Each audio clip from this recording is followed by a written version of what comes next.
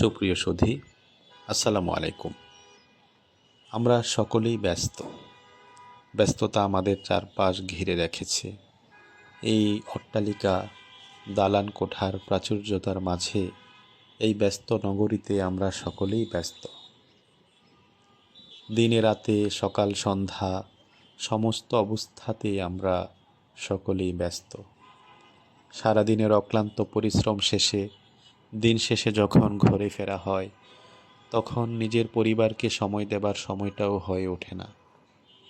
আমরা কতই না ব্যস্ত।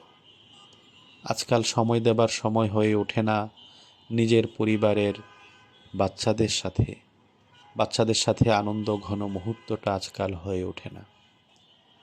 নিজের পিতামাতার প্রতি দায়িত্ববোধের জায়গা থেকে তাদেরকে জিজ্ঞেস করা হয় না, আপনাদের কিছু লাগবে কি?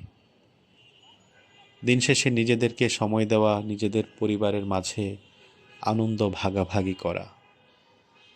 সবাই ভালো থাকবেন। আসসালামু আলাইকুম।